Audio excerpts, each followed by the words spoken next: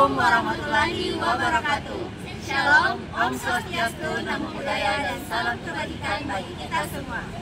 Halo teman-teman, kami dari kelompok 5 akan menampilkan tugas proyek kami dengan mata kuliah Hukum Adat. Stay tune ya. Are you ready, guys? Ready? 1, 2, 3, go! Mana di mana kelompok paling keren? Kelompok paling keren ada di kelompok 5. Mana di mana kelompok paling aktif? Kelompok paling aktif ada di kelompok 5. Kelompok 5 hebat, kelompok 5 cakep, kelompok 5 kelompok paling oke. Kelompok 5. Warahmatullahi wabarakatuh. Shalom, Om Swastiastu, Namo Buddhaya, dan salam kebajikan bagi kita semua. Halo teman-teman, perkenalkan kami dari kelompok 5 yang mana beranggotakan 5 orang, yaitu dengan saya sendiri, Besede Sinta, kemudian ada Fajar Hamzah, Reka Biola, Hasyayutika Amran, dan Nur Anggreni Suci Ramadhani. Dalam kesempatan kali ini, kami akan mempresentasikan hasil dari tugas proyek kami, yang mana kami mengangkat permasalahan pelanggaran hak-hak atas tanah masyarakat adat dengan mata kuliah Hukum Adat yang diampu oleh Bapak Dr. Mustari M.Ho. Selanjutnya kita akan membahas mengenai seberapa urgent permasalahan ini. Penyebaran masalah pelanggaran hak-hak atas tanah masyarakat adat di Indonesia itu cukup luas. Berdasarkan data dari Badan Registrasi Wilayah Adat atau BRWA, terdapat 1.243 peta wilayah adat seluas 25 juta hektar yang tersebar di 32 provinsi dan 154 kabupaten kota. Ini menunjukkan bahwa masalah ini tidak hanya terbatas pada satu daerah saja, tetapi meluas di berbagai daerah. Kemudian, masalah ini seringkali terjadi karena adanya ekspansi lahan oleh perusahaan besar yang menyebabkan masyarakat adat kehilangan tempat tinggal, hak sosial ekonomi mereka, dan selain itu lemahnya perlindungan hukum dan kesenjangan akses terhadap sumber daya hukum juga menjadi faktor utama dalam permasalahan ini. Nah, selanjutnya kita akan membahas mengenai regulasi dari permasalahan ini. Seperti yang saya katakan tadi, bahwa terdapat regulasi yang sudah dibentuk oleh pemerintah, akan tetapi dalam pengimplementasian regulasi ini masih ada penyelewengan sehingga menyebabkan berbagai konflik di dalam masyarakat itu sendiri.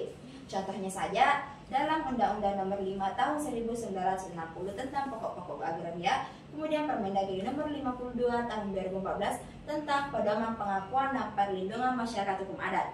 Jadi ini adalah salah satu contoh regulasi yang ada di Indonesia, akan tetapi pengimplementasian regulasi ini masih ada berbagai kesenjangan. Kemudian tentunya dalam konstitusi kita, Undang-Undang Dasar 1945 pada pasal 18B ayat 2 menyatakan bahwa negara mengakui dan menghormati kesatuan masyarakat hukum adat serta hak-hak tradisionalnya sepanjang masih hidup dan sesuai dengan perkembangan masyarakat dan prinsip negara kesatuan Republik Indonesia yang diatur dalam undang-undang. Dalam undang-undang ini kita bisa berkaca bahwa sebenarnya dalam Indonesia itu sendiri masyarakat hukum adat sangat diakui, tapi seperti yang saya jelaskan tadi bahwa pengimplementasian regulasi ini masih ada beberapa kesenjangan ataupun penyelewengan. Nah, selanjutnya untuk materi akan di situ. Nah, untuk materi selanjutnya akan dibahas oleh pemateri kedua. Terima kasih. Selanjutnya yaitu portofolio 2 tentang mengkaji kebijakan alternatif. Adapun kebijakan alternatif yang pertama yaitu pembentukan lembaga khusus dan penguatan kelembagaan pelaksana. Kebijakan ini bertujuan untuk memperkuat lembaga-lembaga yang bertanggung jawab atas pelaksanaan reformasi agraria, seperti Badan Pertahanan Nasional atau BPN dan Kementerian Agraria dan Tata Ruang. Dalam konteks reformasi agraria diusulkan juga pembentukan lembaga atau komisi khusus yang menangani konflik agraria yang melibatkan masyarakat adat. Keuntungan dari kebijakan alternatif ini adalah dengan adanya lembaga yang khusus menangani reformasi agraria, koordinasi antara pihak yang terlibat menjadi lebih terpusat dan efisien. Adapun kerugian dengan adanya kebijakan alternatif ini yaitu adanya biaya tambahan dan pembentukan lembaga baru dan penguatan kelembagaan memerlukan biaya yang tidak sedikit, termasuk biaya operasional dan sumber daya manusia. Kemudian kebijakan alternatif yang kedua yaitu pengakuan legal melalui sertifikasi tanah adat. Salah satu fokus utama reforma agraria adalah memberikan pengakuan legal kepada masyarakat adat atas tanah yang telah mereka kelola secara turun-temurun. Hal ini dilakukan dengan menerbitkan sertifikat hak tanah untuk wilayah adat melalui program pendaftaran tanah sistematis lengkap atau PTSL. Keuntungan dari kebijakan alternatif ini yaitu sertifikasi memberikan jaminan hukum atas kepemilikan tanah adat sehingga mengurangi kemungkinan sengketa lahan. Namun ada kerugian terhadap alternatif kebijakan ini yaitu kemungkinan penyalahgunaan. Ada risiko bahwa tanah yang telah disertifikasi dapat dijual atau digunakan secara yang tidak sesuai dengan kepentingan masyarakat adat. Kebijakan alternatif yang ketiga yaitu perlindungan hukum terhadap tanah adat. Reforma agraria juga mengusulkan penguatan perlindungan hukum bagi masyarakat adat agar tanah mereka tidak diambil alih tanpa proses yang sah. Ini termasuk memastikan bahwa setiap perubahan status tanah adat harus melibatkan konsultasi dan persetujuan dari masyarakat adat. Adapun keuntungan dari kebijakan alternatif ini yaitu keberlanjutan budaya. Tanah adat seringkali memiliki nilai budaya yang signifikan. Perlindungan hukum membantu menjaga keberlanjutan tradisi dan budaya masyarakat adat. Namun terdapat juga kerugian atas kebijakan alternatif ini yaitu proses hukum yang rumit. Proses untuk mendapatkan perlindungan hukum bisa jadi panjang dan rumit, memerlukan banyak dokumen dan birokrasi. Itulah tadi penjelasan dari saya. Terima kasih. Selanjutnya, portofolio 3, kebijakan yang dipilih. Adapun kebijakan yang kami pilih yaitu pengakuan legal melalui sertifikat tanah adat. Adapun keuntungan yang ada, yang pertama yaitu kepastian hukum. Sertifikasi memberikan jaminan hukum atas kepemilikan tanah adat sehingga mengurangi kemungkinan sengketa lahan. Dan yang kedua, perlindungan hak. Dengan pengakuan legal, hak-hak masyarakat adat atas tanah mereka diakui dan dilindungi secara resmi. Dan yang ketiga, peningkatan kesejahteraan. Masyarakat adat dapat menggunakan tanah yang disertifikasi sebagai aset yang dapat meningkatkan kesejahteraan, misalnya melalui pinjaman bank. Dan yang keempat, penguatan identitas budaya. Sertifikasi membantu mempertahankan dan memperkuat identitas budaya masyarakat adat yang terkait erat dengan tanah mereka. Dan yang terakhir, penyelesaian konflik.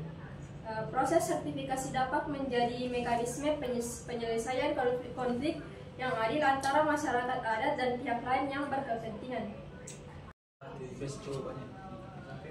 Adapun kerugian dari kebijakan ini, yang pertama, biaya dan proses yang rumit. Proses sertifikasi bisa mahal dan rumit sehingga menjadi beban bagi masyarakat adat. Dan yang kedua, kemungkinan penyalahgunaan. Ada risiko bahwa tanah yang telah disertifikasi dapat dijual atau digunakan dengan cara yang tidak sesuai dengan kepentingan masyarakat adat. Dan yang ketiga, tekanan eksternal.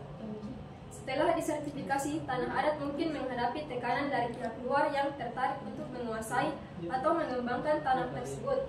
Dan yang terakhir, keterbatasan sumber daya. Pemerintah mungkin mengalami kendala dalam menyediakan sumber daya yang cukup untuk proses sertifikasi secara menyeluruh. Baik, selanjutnya adapun badan dan tingkat pemerintahan yang bertanggung jawab menyelenggarakan kebijakan yang diajukan.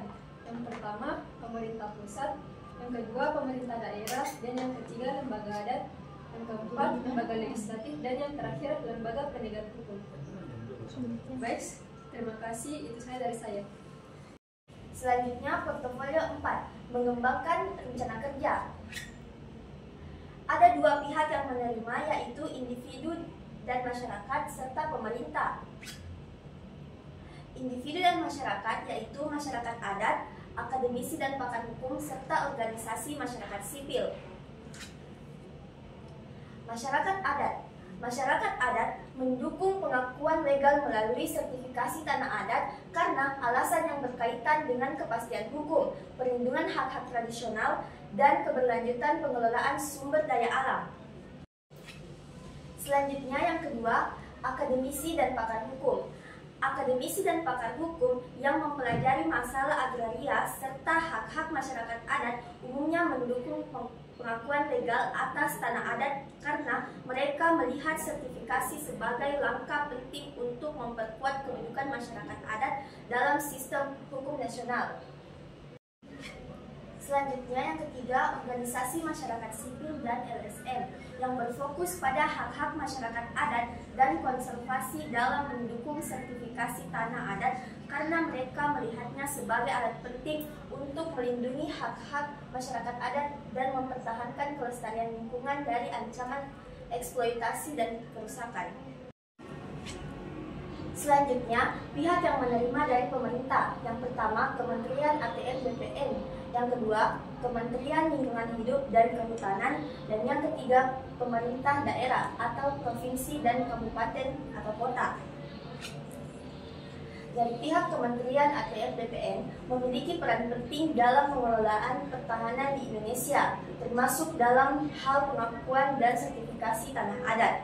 Setiap lembaga yang bertanggung jawab atas kebijakan agraria atau ATR BPN memiliki mandat untuk memastikan kepastian hukum dan keadilan dalam kepemilikan, penggunaan, dan pengelolaan lahan di seluruh Indonesia. Selanjutnya, Kementerian Lingkungan Hidup dan Kehutanan atau KLHK peran penting dalam pengelolaan kawasan hutan di Indonesia, termasuk dalam hal pengakuan dan penetapan hutan adat sebagai bagian dari tanah adat. Selanjutnya yang terakhir, pemerintah daerah atau provinsi dan kabupaten atau kota. Dalam konteks ini, pemerintah daerah berfungsi sebagai penghubung antara masyarakat adat dan pemerintah pusat, serta sebagai pelaksana kebijakan yang dapat mendukung hak-hak masyarakat dalam hukum adat. Sekian materi dari saya, terima kasih. Selanjutnya, pihak yang menolak dan upaya meyakinkannya. Nah, pihak yang menolak dan upaya meyakinkannya ini terbagi menjadi dua, yaitu dari individu atau masyarakat serta pemerintah. Nah, pertama kita akan menjelaskan dari individu dan masyarakat. Yang pertama itu perusahaan swasta. Perusahaan swasta cenderung menolak pengakuan tanah adat karena dapat mengancam kepentingan bisnis mereka. Sertifikasi tanah adat dapat membatasi akses mereka terhadap sumber daya alam yang ingin mereka eksploitasi. Sehingga mereka sering berusaha mempengaruhi kebijakan untuk mengurangi pengakuan hak-hak masyarakat adat. Selanjutnya, upaya meyakinkan. Nah, penting untuk memberikan edukasi kepada perusahaan tentang hak-hak masyarakat adat serta manfaat jangka panjang dari sertifikasi tanah adat, baik dari segi sosial maupun ekonomi. Yang kedua yaitu mafia tanah. Oknum atau kelompok yang diuntungkan oleh sistem penguasaan lahan yang ada seringkali menolak pengakuan legal atas tanah adat karena merasa bahwa perubahan tersebut akan mengancam kepentingan pribadi dan status quo yang telah mapan.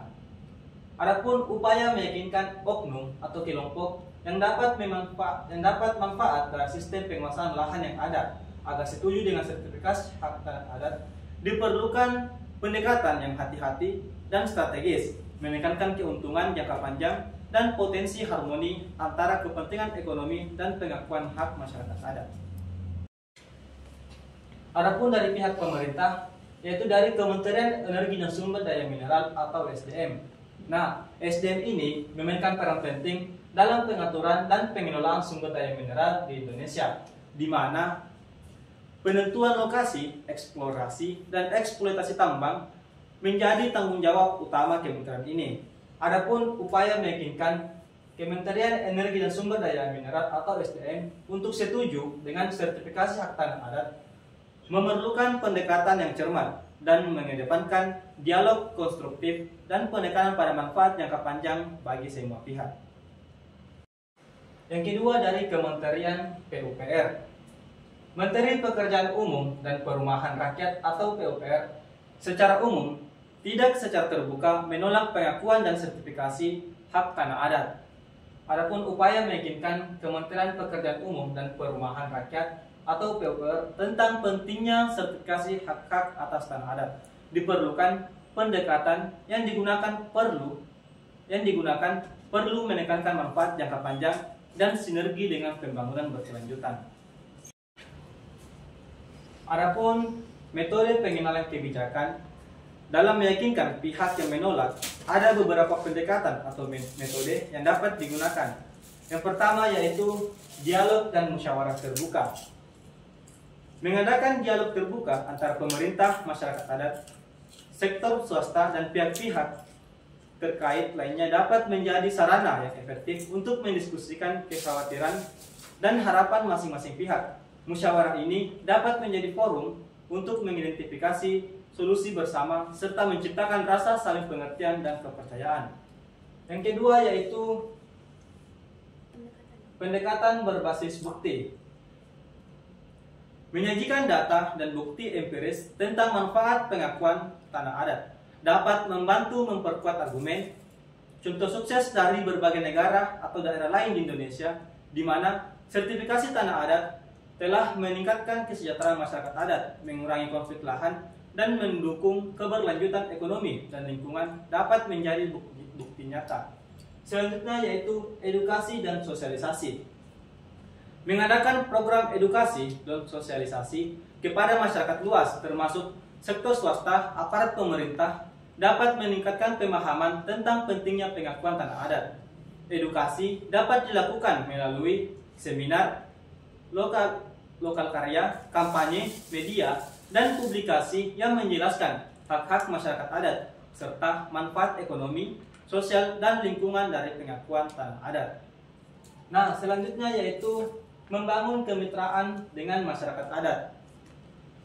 Mengajak masyarakat adat untuk terlibat langsung dalam proyek-proyek ekonomi dan pembangunan dapat menunjukkan bahwa pengakuan tanah adat tidak hanya sebagai pemberian hak, tetapi juga kesempatan untuk bekerja sama dalam pengelolaan sumber daya alam, kemitraan dalam pengelolaan hutan, pertanian, atau peristiwa berbasis komunitas dapat menunjukkan manfaat nyata dari pengakuan tanah adat, baik untuk masyarakat lokal maupun sektor industri.